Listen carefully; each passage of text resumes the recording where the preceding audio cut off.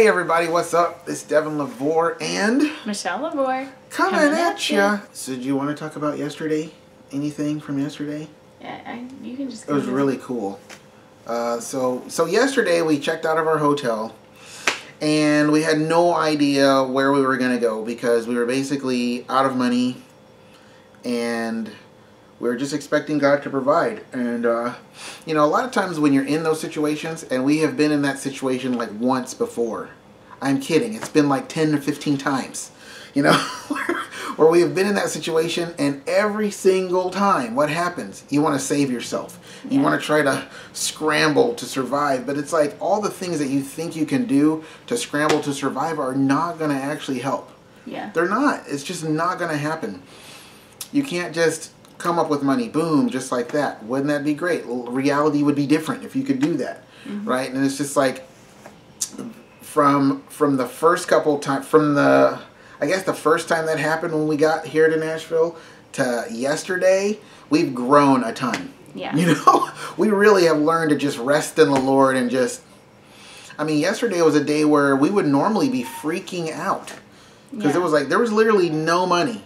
We had like, and this is not a, you know, a siren song for appeal for money or anything like that, but it's just like we had nothing, and we're just like, you know what, God's gonna provide. He's gonna do something, you know, and of course we're taking into taking into consideration everything that we felt that the Lord was saying to us, and we're like, okay, man, see, and that's why on our previous video I was like, I am not prophesying. I am just questioning and wondering. Because it feels like we were in the waiting room and God was giving all these visions, and I was just like, whoa, delivery of the baby. Because the truth of the matter is this: it is totally okay to constantly expect God to do what He said He's going to do.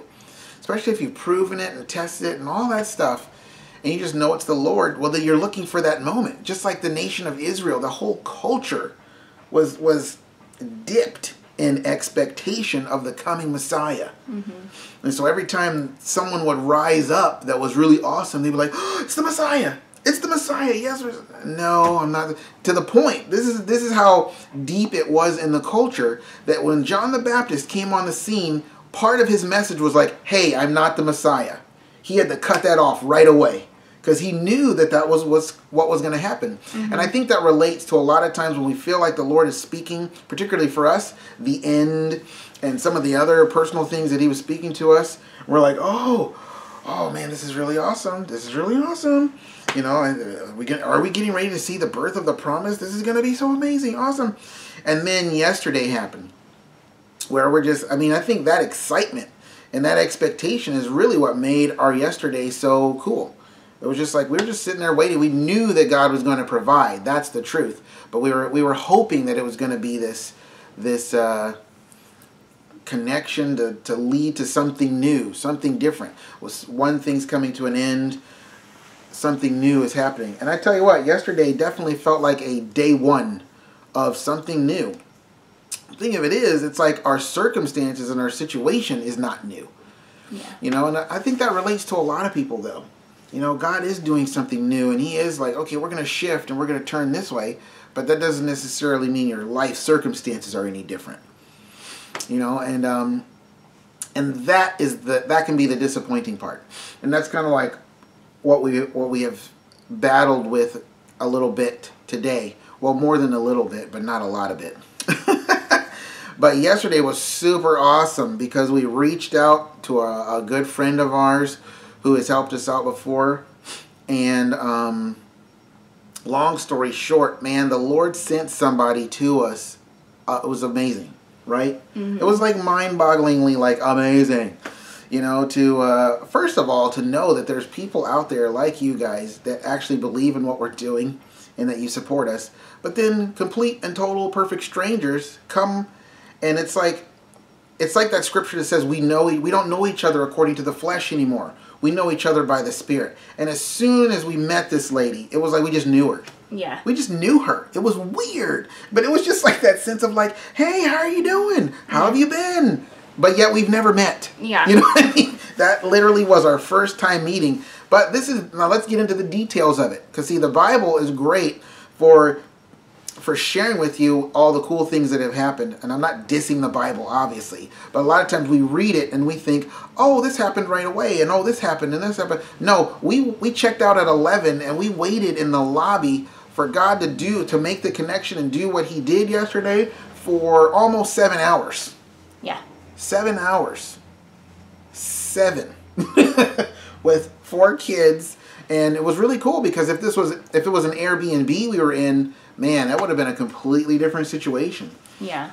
So the fact that we were on the hotel on that particular day, and we had favor with the hotel, and they were helping us out with like trying to keep our kids happy and giving them coloring books and stuff, and because I was thinking, oh man, we can't. And the whole time God's being silent, right? And I'm just like, Lord, what are we supposed to do? But it's like, just rest. It's just a sense of like, we need to rest. God didn't tell me to rest, but I just knew in my spirit, like, that's just the thing to do right now. Mm-hmm. Because if God's not speaking, it's for a good reason. Because anything and everything that God does is for a good reason.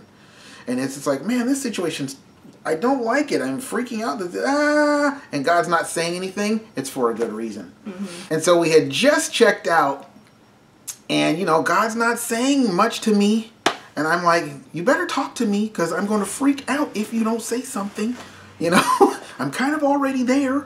You know, not really, but I was on the threshold. I was on the border. And we get down, we check out, and we do it, and it's just like, okay, what do we do? I was like, well, babe, we need to like figure something else out, like where to go or something, because we just can't hang out here in the lobby.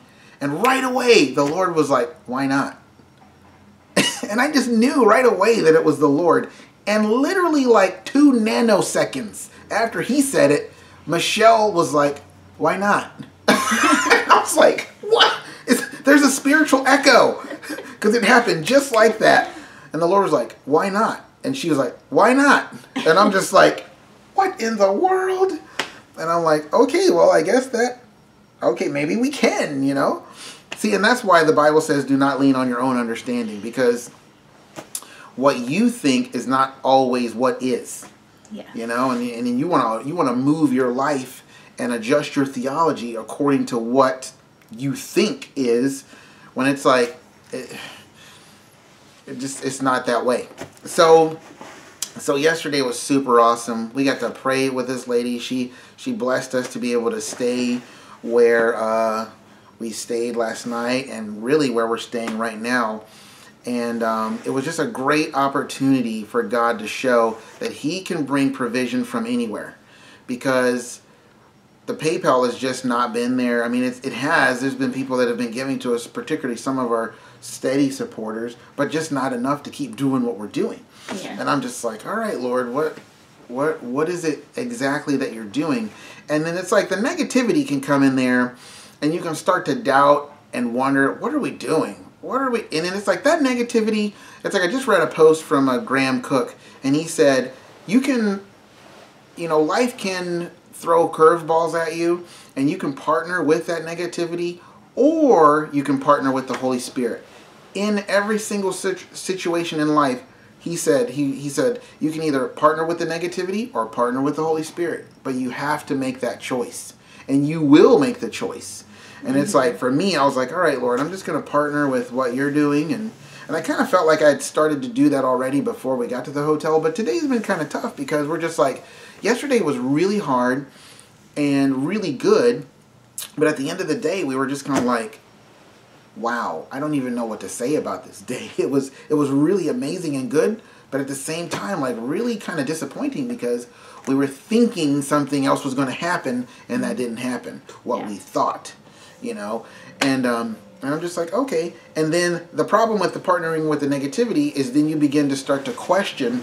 You start to question everything you've heard from the Lord and what you're doing and your vision and all that stuff. And it's like, those opportunities are really good, I think, for the Lord and for us, because it allows him to re-solidify what you're doing and why you're doing it, and who's called you to do it, and who's writing the checks. Okay? And it's just like, well, thank you, Lord. Glory be to your name, you know? And then so Are you going to be a prop today? I think so. Okay, just chime in whenever you want to. But so I'm sitting in we just got here to this hotel. Because I tell you what, man, you just try to find the cheapest place. Sometimes you just got to make do. You know what I mean? It can't always be an Airbnb. It just can't. So I got to this place, and I'm just praying, you know, and I'm asking the Lord. I'm like, what do we do? You know, what is it that you want us to do? And of course, all the negativity is attacking me. Of like, what are we doing? Like, this doesn't make any sense. Like, this is not. And then you have to wonder, like, well, where's all that coming from? Why are you questioning what you're doing? It's like, well, because I thought such and such was going to happen, and it didn't happen, and now I'm disappointed. Aha! And now that's what's fueling all of these questions. You see how that works? You know, the negativity, and then you start to resent and be bitter, and it's a chain reaction. It's a snowball effect of negativity that comes in, and I'm trying to battle it. I think me and Michelle are both. We're trying to battle. We recognize it, but man, to recognize that you're in a battle, but being in a battle, it's tough, because you can feel that arm around your neck, and you can feel yourself getting punched in the face, you know, and it's just like, wait, has God really called me to MMA? I don't know about, you know what I mean? But it's like, I know there's people that need to be reached, but does my face need to be reached with a fist? I don't think so, you know what I mean? It's like, well, that's kind of part of it, you know? Yeah. That's part of it. Part of the walk by faith is being hit by the enemy in the face, like right in your face. But that's okay. God says, I'm going to get in the enemy's face, and I'm going to point my bow of divine justice in his face. You just hang on there. That's just a little freebie. But but I'm sitting there, and I read that thing by Graham Cook, and I'm just like, oh, yes, it was like a lifeline. And about the partnering with negativity, or you can partner with the Holy Spirit, one or the other. And it's like, I am trying to partner with the Holy Spirit, but I just don't feel like he's saying anything, you know? But at the end of that little thing, he said you have to battle the negativity, overcoming negativity with rest. And I was like, oh my gosh, that's literally no wonder God's not really saying anything to me, because he already said the answer a long time ago, and he hasn't changed. And that's still what we're doing. We're trying to rest. We should be resting in his ability. And I think that's what yesterday was a sign of. You know, a complete and total stranger, loved this lady to pieces, came into our lives from the Lord to just boom, you know. And it was cool because God did something in her life to help her do something in our lives. And I was like, that is how God works. That is the divine economy of God right there. Mm-hmm. And I'm just like, you know what, Lord, that's true. You will send good things to meet us. It's nap time. They're back in the back. But and so that was like, I really did. I just felt the rest of God come upon me, because a lot of times that happens, man. You feel like you're flailing in the water, right? Yeah. And you're just like, Jesus, help me. And immediately it's like Peter fell. And then when he was walking on the water, and he looked at the waves, and he sank, and he was like, oh, Lord, help me. And it says, and immediately the Lord was right there to grab him. Mm-hmm. That's some crazy, awesome Superman type stuff, because he was off at a distance before. Mm-hmm. But as soon as he starts sinking, he was like, Lord, help me. Boom, immediately. He was right there to grab. I mean, by the time he sunk into the water, and he's like, Lord, help me. Bam, there's a hand to catch him. You know, Jesus probably ran on the water. Or maybe he just floated like this. You know, a little sci-fi action from the Lord. But I want my laugh to wake up Isaiah.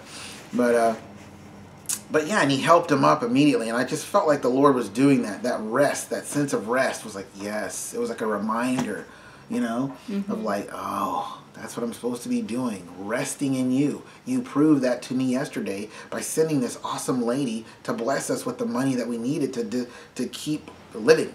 Because apart from that, we literally had no place to go. Mm-hmm. We didn't have the money to get anywhere.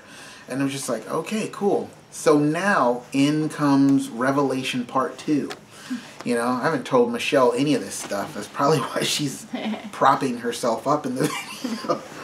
But Revelation Part 2. You know, gosh, I think it was back in 2000, September of 2000, I joined a band. And I ended up touring with that band for 2 years. And I would say about a little over a year into it, now this is back in 2000, like 2001 maybe, this part of the story, but I'd been with them for 2 years. And so a little over a year into it, here come the thoughts, like, Lord, what am I doing? I mean, we set up, we play our music, we tear down, we go and do the next thing. We set up, we play our music, we tear down, we go do the next thing. I'm not seeing anybody getting saved. I'm not seeing, you know what I mean? Mm-hmm. I'm not seeing anything like significant that would let me know that I'm really supposed to be doing this. But I could not escape the fact that I know for a fact the Lord put me in this thing. And He gave me visions beforehand. He said, this is what's going to happen. This is how it's going to end. He told me how it was going to end. And it literally happened just the way He said. All of that. But in the midst of that, I didn't know it was going to be 2 years. Because I wanted to be done after the first year. I was like, I am so done. Because touring with a band is just not a sustainable lifestyle. It's just not. But, and it's like, you can kind of say the same thing about what we're doing. It's like, this is not a sustainable lifestyle. But the bottom line is, God put me there. He knew what He was doing. The provision for what He wanted to do through me and in me and for me, all the above, it was already provided before He put me in the band. So it's just like, it's already there. Did I go through some hardships? Yes. I had some major personal struggles at that time. I mean, gosh, that was like 18 years ago now. Wow, 18 years ago. Anyway, but it was just like, you get to that point once you're doing the same thing over and over and over again, and it just seems like you're on a hamster wheel.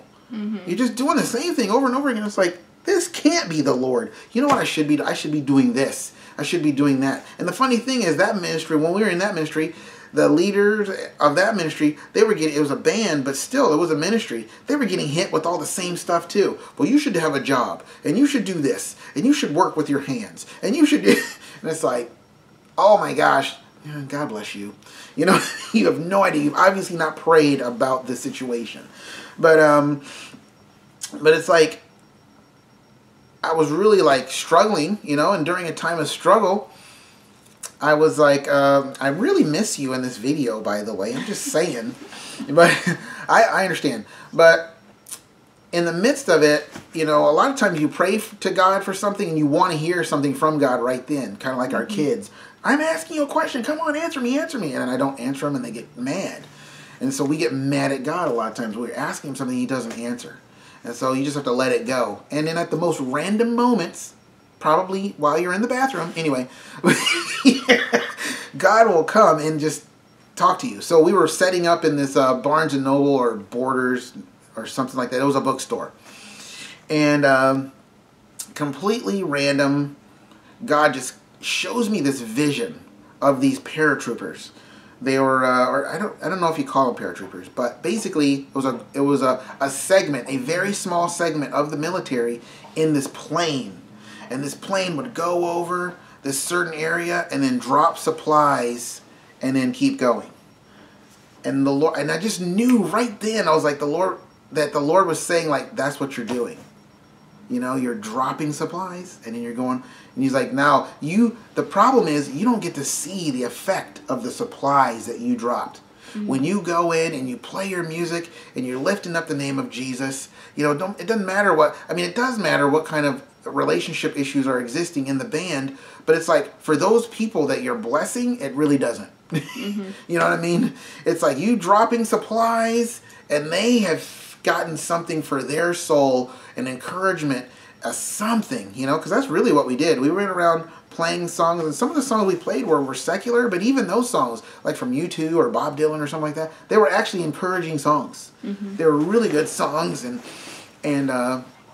you know, the band leaders, they really knew what they were doing. You know, it wasn't their first rodeo. And it was just, that right there encouraged me for the remainder of my time with the band. Because this was definitely after I made my second year commitment. Because I just knew, like, okay, that's what we're doing. That's what we're doing. So, after God had settled the issue with me and the whole rest today, you just got to rest. There is a sovereign move of the hand of God to bring restoration to his people, so you just need to rest. Because the hand is coming. You don't know when. We don't know when. That's one of the frustrating parts too. Because when God speaks, we think, oh, this is getting ready to happen. This is getting ready to happen. And God's like, oh, well, yes, but you're getting caught up in the timing thing again. Mm-hmm. And it's like, it's such a nasty trap. It is. It's like a house full of little mouse traps, and you don't know where the mouse traps are until you come right up on it. And you go, oh, there's a mouse trap. Don't step in it. It's going to hurt you. Mm-hmm. You know, you think stepping on Legos hurts. Try stepping on a mouse trap, man. And so this is what the Lord shared with me today, that I really truly believe is going to support my heart for the entire time we're doing this. Airbnb to hotel to cheap, cheap hotel to cheap Airbnb and all, you know what I mean? It's like, and I felt like the Lord said this. He's like, Devin, you and Michelle and even your whole family, you are sowers. That's what you do. You get with me, you hear from me, I share stuff with you personally, but then there's also things that you're reaching into your seed bag and you're just flinging it out there. You're flinging it out there. And then, of course, that's our YouTube channel, and the occasional book that I might write. But God's basically saying your YouTube channel is that. You're sowing the word. You're sowing vision. You're sowing encouragement. And from that sowing, you reap a little bit of sustenance for our life that we do right now. But it's like God's saying, like, but I'm the one who's actually sustaining you. I'm taking care of you. And you've got to know that. Because it's like, if you know that God is the one that's taking care of you, then you're not going to do anything to compromise what God's asked you to do. Because I'm just going to say this, he is God. Mm-hmm. He's God. He knows what he's doing. And a lot of times, even to our own kids, they don't understand what we're doing, or they don't understand why we're doing what we're doing, or why we say what we say. I'm not saying just in this big scope of life and what we do, but I'm just saying just as parents. They don't understand why we will make a decision, or why we will say, no, you can't do that, or whatever. They don't understand, but it's like, are we just trying to keep something from them arbitrarily? No. There's a good reason, and it's a reason that they don't understand, because our mind is going, well, if we do that, then this is going to happen, and that's going to happen, and then he's going to be mad, and then she's going to do this, and you don't want to explain all that. Yeah. And you just say, do you trust me? Good, just sit down here. But what did I do? Am I in trouble? No, you're not in trouble. I just want you to sit here. Oh, but I thought we were going to the park. We are going to the park. If you keep it up, we're not. It's like, keep up the attitude, we will not get the promise. But no, don't take that the wrong way. But but it's like, you see what I'm saying? It's like, so I think God's like that on a more infinite scale. Yeah. He's just like, we're like, Lord, what are we doing? Or why are we still doing this? Or why are we still waiting? And why hasn't the promise come yet? And I thought you were saying this. You were saying this. You actually were saying such and such and so, but then now that's not happening. Mm-hmm. That's been the case since we've been here in Nashville. What's going on? I don't understand. And it's like, God's like, do you trust me? Mm-hmm. Do you trust me? Well, yeah, well, of course we do. It's like, all right, well, rest in that. So whatever it is whatever situation you find yourself in, whatever life circumstance that you feel stuck in, God's called you to be there, and he's got you. He's going to take care of you. He knows what he's doing. He's operating off of understanding that he has. And it's like, some of the stuff that we've gone through lately has been insane. Like Indianapolis, I'm going to tell you right now, that was just an insane trip. I would not have preferred to go there. Yeah. We didn't even need to go there. That's a whole other issue. I'm not even going to go there. But it's just like, but God really, truly sent us there, and he did what he did there. It was just crazy. And I'm like, why, Lord? Why? Because you said yes. Mm-hmm. You said yes to my will. You said yes. Do I still have your yes? Well, yes. without the but, I'm not sure. No, I'm just kidding. Yes, but ... You know what I mean? It's like, but the truth of the matter is, at the end of the day, it is what it is. No, I'm just kidding. At the end of the day, it's yes. Period. Yes! Exclamation point. You know what I mean? He's God. And it's like a lot of times the negativity, that's what it does. It comes in like a dark cloud and it clouds you to all else but what it wants to say to you. Yeah. And it's like you're praying to God for a breakthrough of the light and revelation, and it's not coming. And you're just like, you can yawn. And it's just like, Lord, what's going on? And it's like, I think in those moments, it's not a prideful thing that I'm getting ready to say. In those moments, you have to stand up. In those moments, you have to actively look for any kind of encouragement that you can get your hands on. Because the funny thing is, this is the funny thing. You know, even as you're looking for encouragement, the Lord's going, hey, no, don't look there. No, don't look there. Hey, look over there. Oh, yeah, there's some encouragement over there. You know what I mean? You are never alone. The light is within you. No matter how much negativity and darkness tries to overpower you, the light is within you. God has got you, and rest is a weapon. Rest is a tool. Rest is a gift from God to just know. Because I was just like, Lord, what is it? The night before we had to check out. So what day was that? Anyway, the night before we had to check out, before yesterday, the day Sunday before. Night. So Sunday night, I was like, God, what is it that you really want me to know and about you? Because I just don't want this negativity stuff to start overwhelming me, because there's no money and we have to check out tomorrow, and I'm just not going to do it. I'm not going to do it. I'm not going to give in. Not in this moment. Not tonight. Yeah. So I was like, so what is it that you want me to know? And then he repeated something that we had heard before from a Bethel live thing that we watched. We watched that thing for like 2 hours. Yeah. But it was like, God was like, I am God. Mm-hmm. He's like, peace, be still. And he reminded me of Psalm 46:10. Peace, rest, be still, and know that I am God. I will be exalted in the earth. And it's just like, you just got to know that. I'm just not... Too many times we think God's hands are tied. Yeah. And they're really not. A lot of times the God is tying the hands of the enemy by what you're doing, and the enemy sees it, and he's the one that's freaked out. Yeah. That's why he's retaliating against you. He's completely freaked out. If you keep saying yes to God and you keep doing this and keep doing that and keep doing this, it's going to mess up his kingdom. It is messing up his kingdom. It's messing up what he's wanting to do. And you might feel, oh, I'm not doing anything. That is not true. You absolutely are doing something.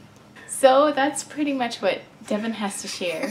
I know I haven't said a lot. I think for me, I'm just you haven't said anything. Yeah. I said my name at the beginning. Oh yes, that was your tithe for the video. You tithe your words. Yep. But I don't know. I think for me, I'm still kind of in a processing state, and I do get what Devin was talking about. It's really easy to let the negativity come in, but God really has been speaking rest. He has been saying, you really do just have to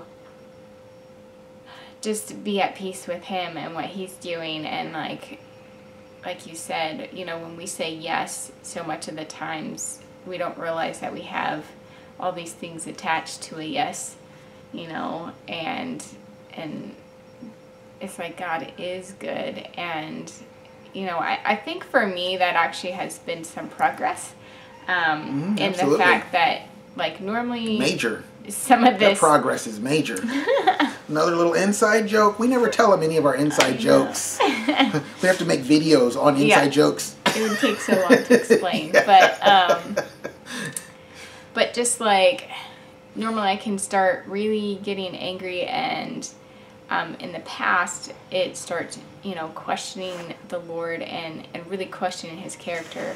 And I feel like today it was just like, yes, I'm questioning what's going on, but but I know God is good. And, so I think that kind of really honestly is huge, because it's like, oh, there is progress. And now the next step is to just, I really think like there are times when we do get disappointed because of what we had expectations for, but that doesn't mean that God has disappointed us.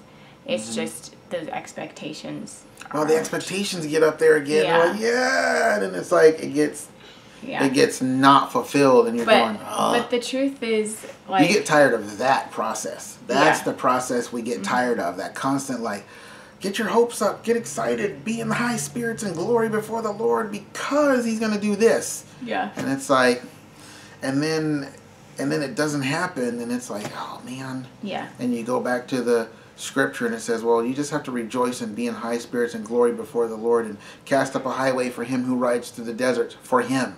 Yeah. Rejoice and be in high spirits for Him. Yeah. Not because of something He's going to do. Obviously, when He comes, He's going to do something, but rejoice that it's Him coming. Yeah. You know what I mean? Yeah. So. Because, He's coming. Yeah. I'm just going to prophesy that. He is coming. In the name of Jesus, I just felt the Holy Spirit just drop it on me. Say, yes, He is coming. Don't think that, oh, well, the thing didn't happen. He's not coming. Wrong. He is coming. He's coming. He's coming. He's coming. I'm just trying to give it to you the way I'm getting it. He's coming. Okay? Okay. Yeah. And I just think, because really, like, we were so exhausted. And we didn't do anything but sit around waiting. And we were exhausted. Yeah, we were so exhausted yesterday. Like all of us. Yeah.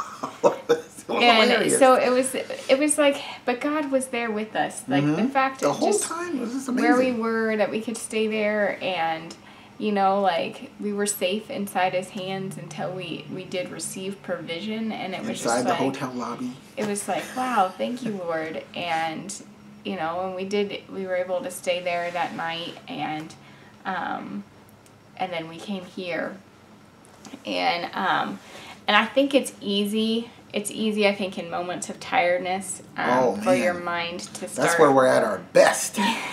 When we are exhausted. For your mind to really start questioning things. And when you mix disappointment in there, then, it just becomes a big muddled mess. And so I do it. It's just important. I think it's the goodness of the Lord to remind you when He does of what it is you are doing, and keeping you focused and saying, hey, and He understands tiredness. He understands the weariness of the soul, but He's there to bring refreshment and to just change things.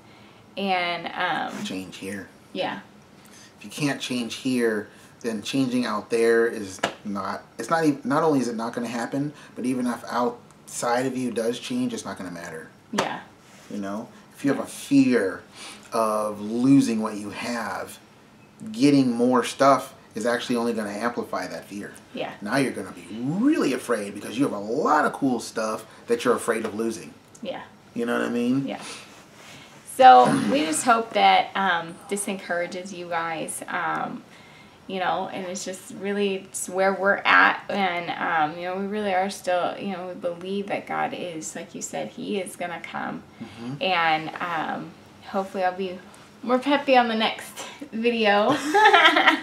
Don't judge yourself. No, but I mean, I just, like I said, this is how Michelle gets when she's processing. Yes, and she's in the middle of processing, and she's not trying to. It's like a coffee pot percolating. It's still dripping into the coffee pot. You know what I mean? Yeah. And then she's like, okay, now I'm ready to pour out. Hey, you want some coffee? Yeah. I'd like some coffee. But anyway. But, I feel like God has just a lot that's coming out of everything, and still kind of processing through all of that. But yeah, see, I'm the Ferrari. She's the VW Beetle. Yeah. I'm just like, I'm there. All right, babe, you ready? Yeah. What do you mean? What are you doing back there doing 25 miles an hour? Come on, man. Didn't you hear the Lord? But, so yeah, we just pray that you guys are encouraged, and just continue to stay strong in what God has declared over your life, and really just rest in Him. Amen. And just be at peace with the Lord and what He's saying. So until next time, we will see you guys later. All right. Bye. Bye, guys. See ya.